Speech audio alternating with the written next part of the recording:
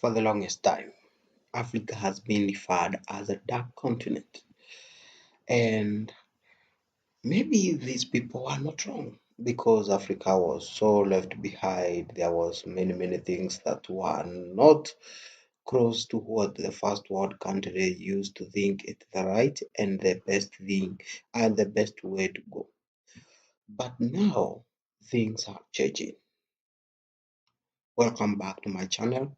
As usual, this is Foreign City. We talk about things that are affecting Africa and the world in matter of development and industrialization. Make sure to subscribe, like, comment. I take a lot of time trying to make this video to be so much informative and to doing research. So let's go on. Africa, not long ago, it was just a place where you couldn't find maybe a tarmac or electricity apart from in these big towns or capital city of any country. But for today, someone who was in Africa 20 years ago and now come back today will not recognize even a single country he was in because there is no country which have been left behind. It might be that some countries have been developing a little bit slower than other, but there is not any country that has been left behind. All countries are working hard to catch up, are working hard to construct highways, big highways, to construct railway line, to construct big airport.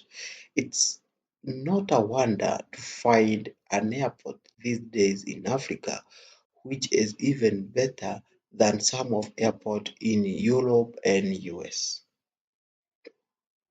Because Africa has started to realize that we need to build things so that to open up. Let's take any country you think of, and I'll tell you one thing, there is a development going on.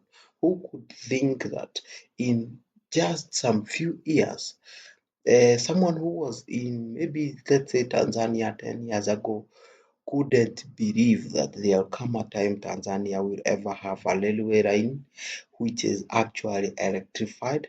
But right now they have one which is operating. Go to any country, let's go to Uganda. Who could think that some years to come they will have a suspended, right now they have a suspended bridge. Any country you mention, there is some development going on.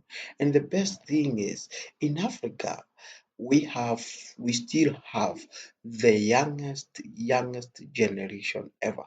So this means that we still have a lot of potential to facilitate for this development and to maintain development and to take Africa to the next big thing.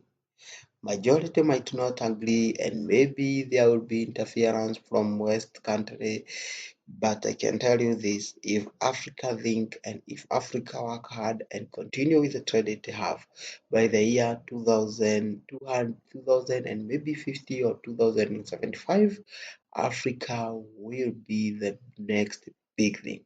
But we have an issue a little bit of brain drainage. Majority of people don't see it as a big thing. But I can tell you this is the only thing that will prevent Africa from being what it have wanted to be. This is the only thing that will prevent Africa from prevailing and become next destination for the world. Because if right now you go in each and every country, you realize a trend going on of a brain drain.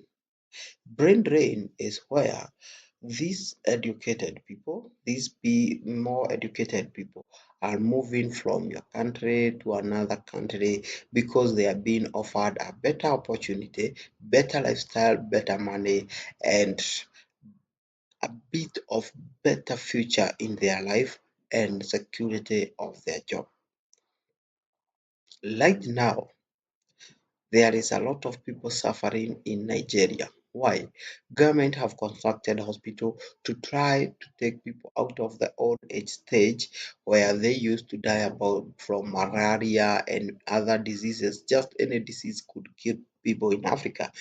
But since these other developed countries are offering the doctor, nurses more and more good amount of money, and they are giving their family residence and citizenship at the end of the time, it's making these African doctors and other professionals think of going to this country.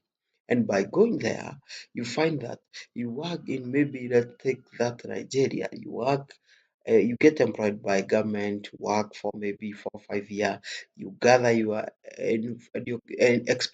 experience. Then what happened? You decide now to search for greener pasture outside. And it's allowed because it's me who have gone to school and studied. So what can the government do? Well, I think it's not possible for government to match the kind of employment money these people earn when they are abroad, when they are in this first world country. But the government themselves can try to bring some incentive to keep these people around. If you can promise someone a better future and maybe paying them in dollar, in that way they will not be affected by the local inflation and things like that. Yes, I know that way will make our currency just degrade and we lose some value. But instead of our currency losing value, and at the end of the day, we lose the experienced class going to the West finding more job, we can be able to maintain them in our country so that they can help us to transform. Because being a middle class economy, it is a bit challenging. For you to be able to transform from lower class economy or poor economy to a middle class economy, it is not a joke. So you need every kind of support you can have. The other thing is boundary. I don't know whoever drawn this boundary, what was the need of it, because this is something that is really, really here in Africa. We don't have any place that you can find. Very few actually allow you to come in visa free, and you find that if you are going in a visa free, mostly this is something which have been left and kept aside for the country which are friends to your country, or you are from this maybe you see, there is those countries who are a bit top 10 richest country in Africa. You are from there, you find that those top 10 richest country allow one of them to come in without a visa. If it's a bad thing because I'm an African going to another African country and I am required to go to their embassy, apply for visa, and then go to their country. That thing is preventing people to be innovative and business to grow. And even if you can look at this other kind of the way this thing is affecting cost development, it's this way. And that's the reason you find that if Kenya is constructing railway, their railway line will go maybe close to the border but will never reach border. Why? Because you don't have close tie, your people are not allowed to get to that other country without a visa.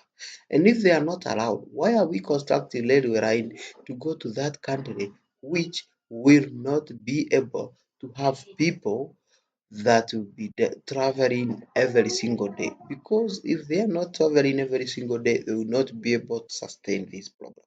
But if we can integrate and allow our border to be open, it would be easy because you'll find that next time we are constructing a road, we will work as hard as possible to connect this road to our border so that it can be able to carry people from interior part of the country to the border part of the country.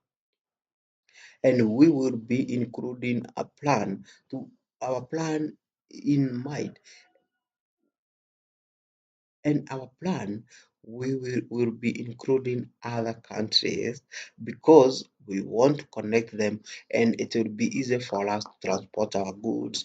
Hence, the countries and continent will continue developing. By having this all railway connecting, it will be easy for movement, and it will facilitate more development, because if I know that because we take around and construct a railway line today, and it will have people using it, it will have good being transported on the railway line, it will be very easy for this railway line to be repaid, and it will make it easier also for this railway line to be sustained. Hence, our development will not come to hurt us back. We will not suffer from taking huge loans to to do some development which are not benefiting huge number of people. We need to connect Africa if we want Africa to go to the next, to be next big continent, the next first world continent. Without the African country being connected, there is a little we can achieve. There is very minimal we can achieve and we can gain, because our biggest enemy is being separated, and our biggest strength is having connection, railway connection, road connection that lead from maybe Kenya to Tanzania direct, from Tanzania you go to anywhere, or maybe from Kenya, Ethiopia, Sudan, all the way, that you can travel from all the way from Egypt to South Africa without having a visa. All you need is your national ID from whichever country you are from, and you will be able to travel. And in that way, this road which has been constructed in Egypt will be useful for me to go and travel in Egypt, and it will open our local tourism, we stop relying on other tourism, and Africa will develop at a high rate. Thank you. Make sure to subscribe, like, and comment, and always share. Tell us your thoughts. Thank you.